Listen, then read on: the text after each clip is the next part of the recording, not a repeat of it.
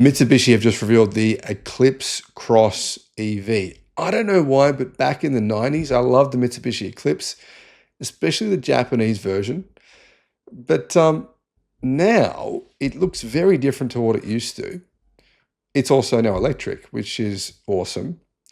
And the Eclipse Cross is actually Mitsubishi's first electric car outside of Japan since the pretty much unknown iMEV hatchback in 2010, which barely sold at all. Most people have never even seen it. So really, this is Mitsubishi's first global electric car. Should you consider one? Well, to give you some context, it's a similar size to a BYD Atto 3, smaller than a Geely EX5. It's kind of like a small electric SUV. Hello, my friends. Welcome to the channel. I'm Sam Evans. You're watching the Electric Viking. Great to have you with us. 2026 Mitsubishi Eclipse Cross. This is, I believe, returning to Australia. I'm not sure about the United States yet if you guys are going to get it. This is basically a Renault Scenic E-Tech built in France. It's going to be obviously sold in Europe as a result. And this is Mitsubishi said this, it will be likely offered outside of Europe in future. That's a quote from them. So I don't know exactly which countries yet, but it is interesting to see that Mitsubishi, rather than making their own EV, have decided to basically rebadge, rework, modify a Renault Scenic EV and make it into their first EV. So really the truth is, I don't really think Mitsubishi have even done their first EV yet on a global scale because this is more of a Renault. YouTube's new algorithm means that you're often not getting all of our videos in your feed. There's 7,500. I'm pretty sure you're probably not seeing a lot of them. In the description, there is a link to our newsletter. Click on that and you can get an update every day of all the latest news in the electric car industry. Anyhow, for Australia, the Eclipse Cross would join a separate Mitsubishi electric SUV due to arrive in local showrooms in 2026, built in Taiwan by the Foxtron division of Foxconn, who are the contract manufacturers of the Apple iPhone. In Europe, the Eclipse Cross EV will join the Mitsubishi ASX and the Grandis, rebadged versions of the Renault Captur and the Symbos SUVs, along with Mitsubishi's own Outlander plug-in hybrid. The ASX will arrive in Australia by the end of 2025 to replace the current 15-year-old model after it was discontinued due to stricter safety regulations that it couldn't meet, with the Eclipse Cross and Pajero Sport also being affected. Built on the Renault-Nissan Mitsubishi Alliance's CMF EV platform, the Eclipse Cross shares its long-range, quite big actually, 87 kilowatt-hour battery with the Scenic E-Tech. I don't know of another vehicle in the world this size, 4.4 meters long, with an 87 kilowatt-hour battery. So massive battery for the size of the car. There will be a smaller mid-range option due in 2026, featuring a smaller battery pack, a 60 kilowatt-hour battery from Renault. Those batteries are nickel manganese cobalt, or NMC, similar to those used in the Megane E-Tech.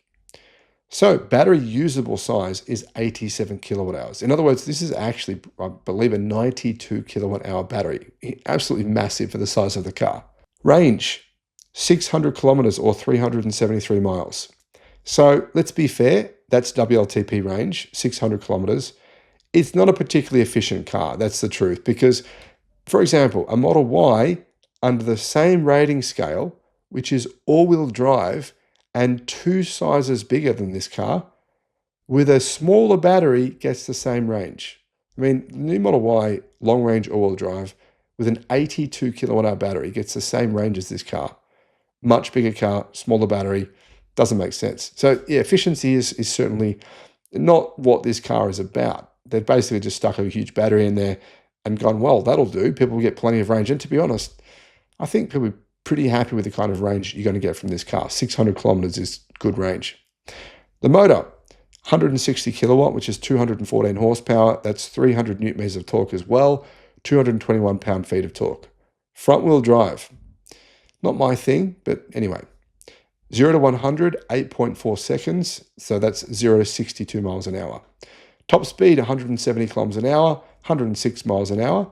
Charging speed, not too bad, 150 kilowatt DC charging, 10 to 80% in 30 minutes. 22 kilowatt AC charging is supported in some markets. That's good. I think all EVs should have 22 kilowatt AC charging. Heat pump, standard equipment to improve cold weather efficiency. So it's good that it gets a heat pump. And regen, there's 4 different levels of regen braking. Apparently that does enable one pedal driving, but I haven't tested it, so I can't say for sure. Size, 4,470 millimeters long. That's 176 inches long, 1,860 millimeters wide. That's 73 inches wide. And it's 1,570 millimeters tall. That's 61.8 inches tall. Wheelbase is actually quite long for the size of the car, 2,785 millimeters. That's 109.6 inch wheelbase. That means that compared to the petrol-powered Eclipse Cross that you've probably seen in the US and Australia, it is actually 3 inches shorter, or 75 millimeters shorter, 2.2 inches wider, 55 millimeters wider, and quite a lot lower. It's 115 millimeters lower, but a much longer wheelbase. Interesting, isn't it? Wheelbase is 4.5 inches longer, but the car is 3 inches shorter. So the wheels are placed much further towards the ends of the car, and that is a good thing in my opinion. I think it looks better, and it's going to free up more internal space as well. Curb weight is going to be around 1,900 to 2,000 kilograms, or around 4,200 to 4,400 pounds, given its battery size and the fact that the Renault Scenic E-Tech weighs between that, around that much. So it's actually very heavy for the size of car that it is. That's just a fact. You can't get around that. But of course, having a battery that big is a big contributor to that weight. That said, though, to be honest, the Tesla Model Y and Xpeng G6 are same weight, even though they're much bigger cars. So, exterior design, you can see, compared to the Renault Scenic E-Tech, it has identical dimensions, but these differences. New headlights and grille, restyled front and rear bumpers. I think it looks a little better. 19-inch and 20-inch alloy wheels that are unique to the Eclipse Cross. Black tailgate panel between its lights.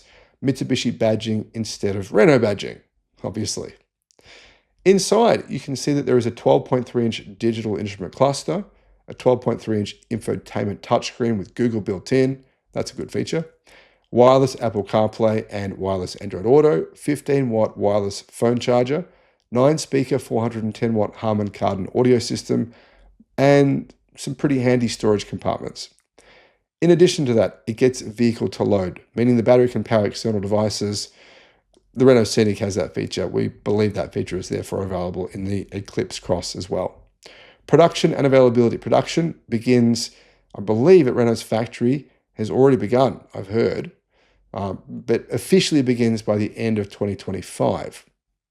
And remember, if you look at international markets, if you get them at Renault Megane E-Tech, then it's built in France. These cars were built in the same factory because they're just basically using the same production line and rebadging and making some small changes to the cars on the same production line.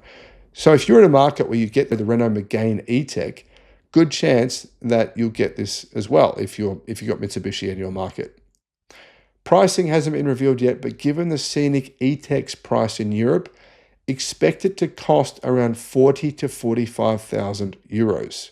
So that's 42,500 to 48,000 US dollars, putting it kind of similar price to a Tesla Model Y and an Xpeng G6. But that means pricing in Australia would be approximately 60 to 70,000 Australian dollars, which would be hard to sell at that price in Australia, considering the price of its rivals, essentially. Anyhow, let's summarize some of the features of the Eclipse Cross. 22 kilowatt AC charging and 150 kilowatt DC charging. A very big 87 kilowatt hour battery providing you 600 kilometers of range.